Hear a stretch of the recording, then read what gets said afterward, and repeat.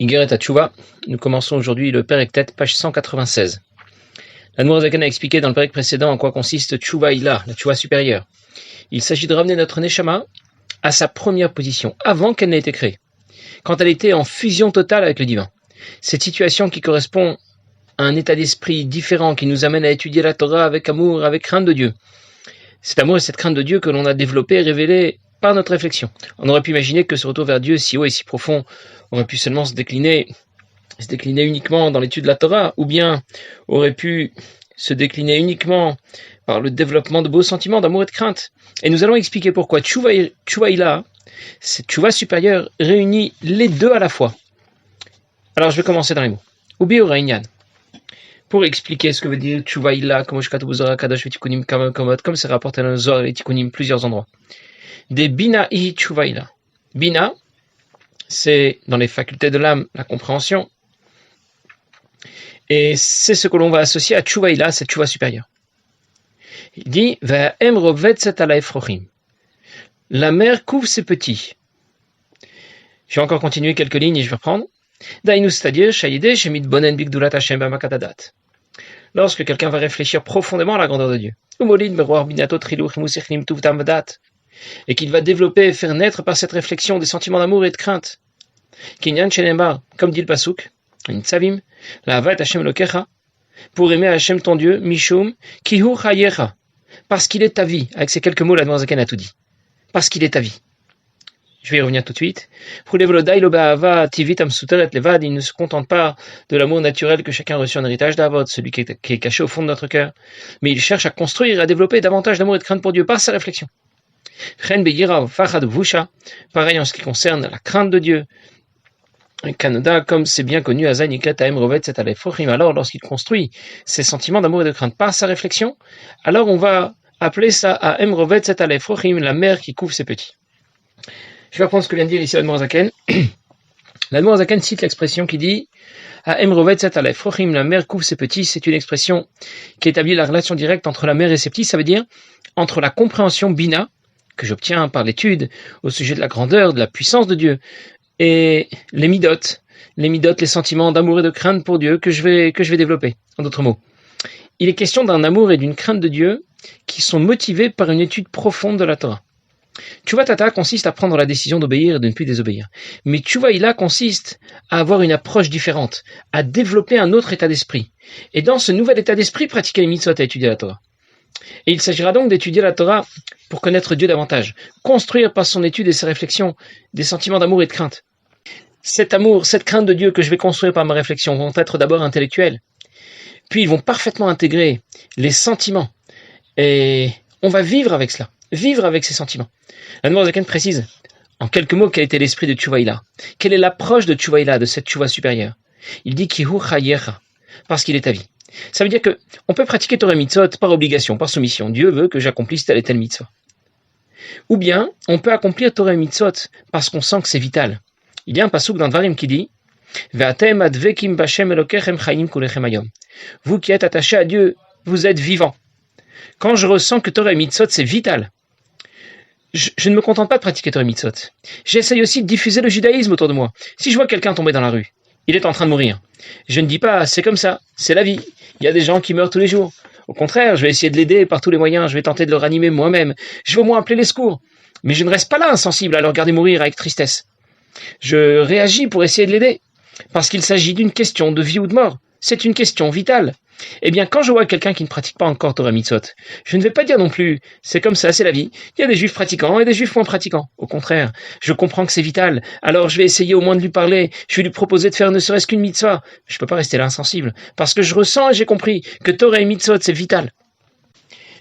Je vais le dire autrement. Il faut bien distinguer celui qui pratique Torah et Mitzvot dans l'esprit de Tchouva Tata, la Tchouva inférieure, et celui qui pratique Torah et Mitzvot dans l'esprit de Tchouva Ila, la Tchouva supérieure. L'Admour Zaken a expliqué dans l'Ikouté Amarim, à partir du Perek Yutret et jusqu'au Perek Rafé, chapitres 18 à 25, qu'on pouvait tout à fait pratiquer Torah et Mitzvot en exploitant la motivation naturelle que nous avons reçue en héritage d'Avot. On avait appelé ça une Ava Mesuteret, un amour caché qui est au fond de notre Neshama, qu'on peut facilement exploiter. On peut facilement la développer par une réflexion basique, une réflexion au sujet de la grandeur de Dieu. Dans cet esprit, Je comprends que Torah et Mitzvot peuvent m'apporter quelque chose. L'étude de la Torah m'apporte davantage de proximité avec Dieu. La pratique des mitzvot me permet de saisir Akadosh Baruch Hu. Le monde autour de moi, mon existence, sont au centre de l'histoire. Torah et mitzvot, c'est le moyen d'apporter davantage à la création, le moyen d'obtenir pour moi-même une relation privilégiée avec Dieu. C'est l'esprit de Tshuva Tata. L'Admor Zaken a aussi expliqué dans Écoutez Amarim, du Périkut Gimel au Périkut Zayin, du chapitre 13 au 17, qu'on pouvait tout à fait pratiquer Torah et Mitzvot avec une motivation beaucoup plus profonde, celle que nous devons construire par une réflexion tout aussi profonde au sujet de la grandeur de Dieu. Et dans cet esprit différent, je cherche plutôt à contribuer à Torah et Mitzvot.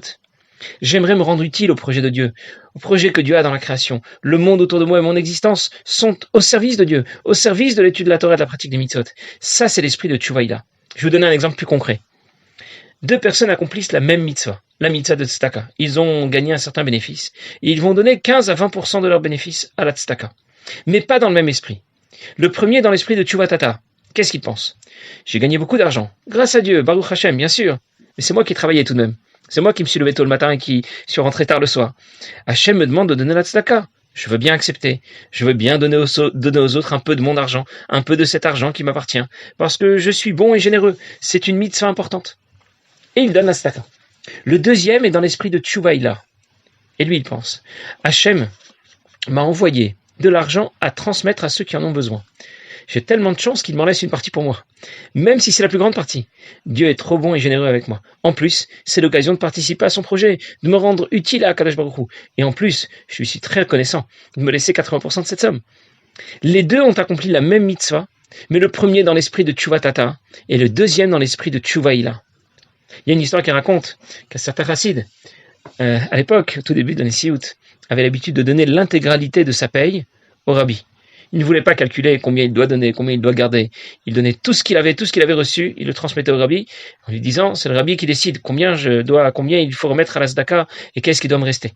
Qu'est-ce qui est pour moi et qu'est-ce qui est pour la tzedaka. C'est l'esprit de Tshuvaïla, un esprit qui est complètement différent. Et quand on fonctionne sur ce mode-là, eh bien, on va accomplir toutes les mitzvot avec hidour, de la plus belle façon, même si ça coûte très cher.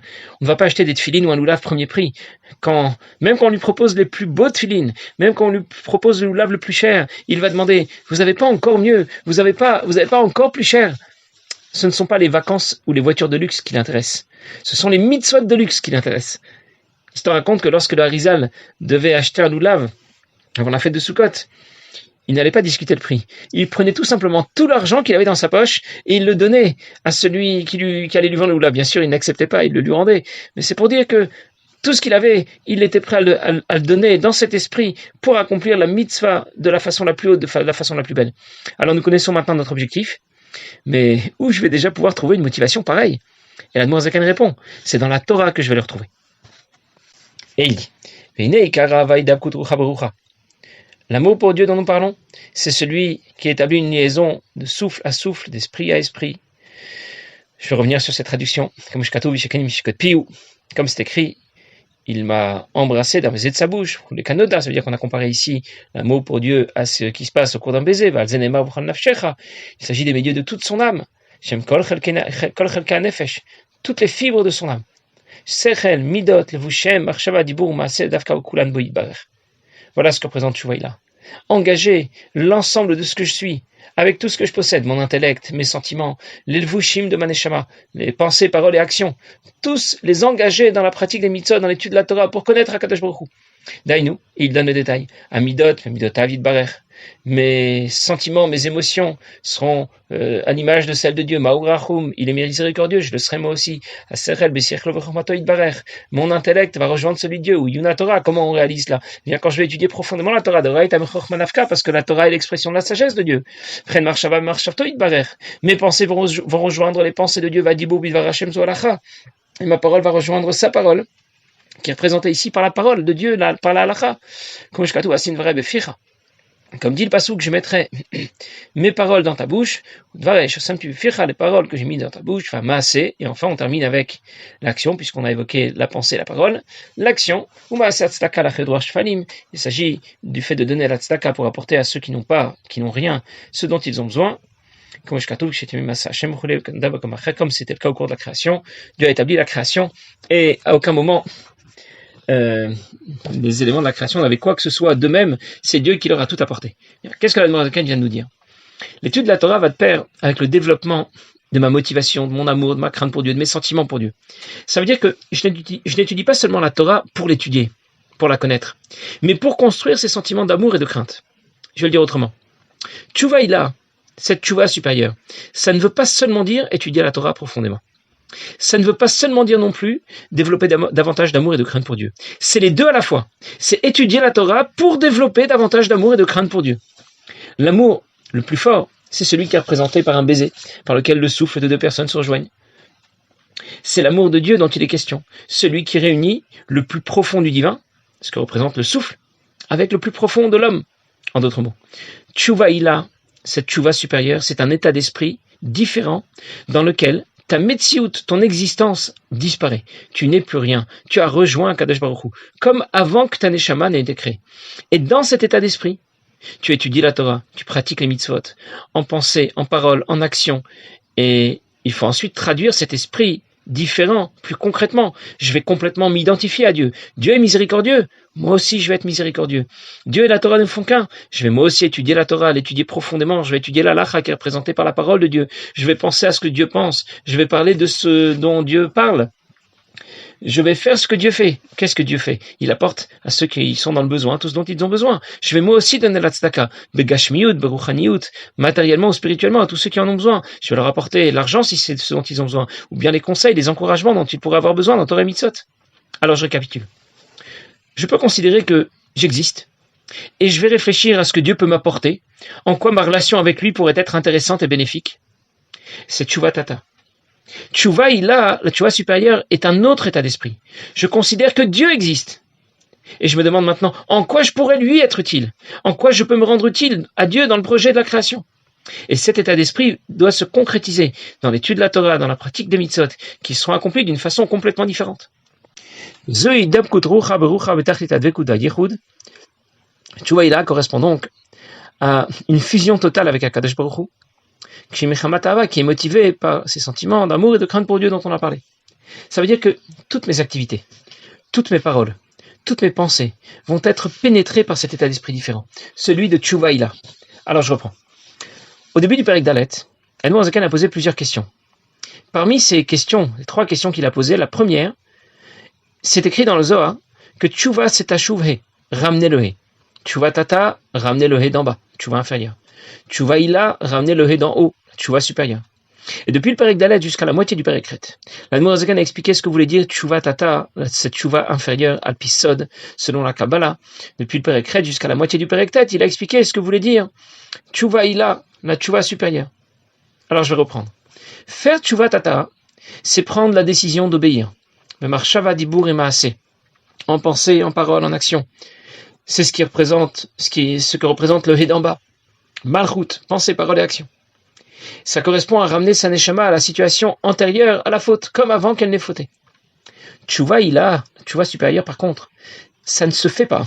On ne fait pas Tchouva Ila. Tchouva Ila, c'est un état d'esprit différent, par lequel je m'efface. Et en même temps, je me réalise à travers l'existence de Dieu en étudiant la Torah, en pratiquant les mitzvot, avec un grand amour, avec une grande crainte. Cet état d'esprit, on le construit par une réflexion profonde que l'on va mener au sujet d'Akadosh Baruch Hu. Une réflexion qui, au moins à notre niveau, doit être guidée principalement par la chassidoute. Et c'est ce que représente le He d'en haut, que l'on associe à Bina, à la compréhension. Tchouva Ila, Tchouva supérieure, va ramener notre neshama à la situation de fusion totale avec Akadosh Baruch Hu qu'elle avait avant d'avoir été créée. Et nous avons ainsi terminé de répondre à la première question qu'avait posée l'Admor HaZaken, Pérek Dalet. L'Admor HaZaken va passer maintenant à une autre question, qu'il a aussi évoquée au début du Pérek Dalet au sujet de Zera Levatala Pgam Abrit. Zera Levatala Pgam Abrit, c'est un terme générique qui correspond à la faute, la perte de semences dans le cadre d'une relation interdite, en dehors d'une relation interdite. Et il rapportait le Zohar qui disait que la tchouva n'est pas efficace et suffisante pour cette faute. Et l'Admor HaZaken a demandé, mais c'est pourtant écrit dans Talmud Yerushalmi, aucune faute ne résiste à la tchouva, même pas Avodah Zara, l'idolâtrie, Gilou Yarayot, la relation interdite ou Shvechut Damim, ou bien l'assassinat. Et il rapportait l'explication de Reshit Chochma qui disait que cette faute n'est pas réparée. Zera Levatala n'est pas réparée par tchouva tata, par la tchouva inférieure, mais elle sera bien réparée par tchouva ila, par la tchouva supérieure. Tchouva tata ne fonctionne pas pour cette faute, Zera Levatala, mais tchouva ila va effectivement bien fonctionner. Pourquoi? Quand quelqu'un a un accident de voiture, Si c'est le pied ou la main qui sont blessés, il va devoir suivre un certain traitement, un traitement de base, et puis il guérira, même s'il peut garder quelques petites séquelles de son accident. Mais si c'est la tête qui est touchée, un traitement de base ne suffira pas. Il va devoir suivre un traitement beaucoup plus complet, beaucoup plus poussé. Techniquement, ça va être beaucoup plus compliqué. Eh bien de la même manière, quelqu'un commet une faute. Il manque une mitzvah tassé, il va manquer une mitzvah lotassé. Il doit d'abord suivre un traitement de base. Tshuva tata, prendre la décision de ne plus désobéir. Sa neshama va guérir de ses blessures. Sa guérison peut ne pas être totale et complète. Pour éliminer toute trace de son accident, les séquelles de sa faute, il va devoir s'engager dans l'esprit de Tshuva ila. Tshuva tata est déjà suffisante. Tshuva ila va compléter l'effet de Tshuva tata. Sa Tshuva sera complète lorsqu'il aura passé l'étape de Tshuva tata et qu'il aura fait finalement Tshuva ila. Par contre, quand quelqu'un commet cette faute particulière, Zera Levatala, là c'est beaucoup plus grave, parce que c'est la tête de la Neshama qui sera touchée.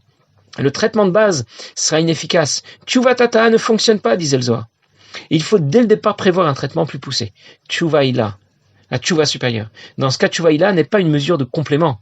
C'est un engagement indispensable pour réparer cette faute particulière. Sans Tshuva ila, Tshuva tata est complètement inefficace. Mais je vais laisser ça pour la prochaine fois. Passez une bonne journée.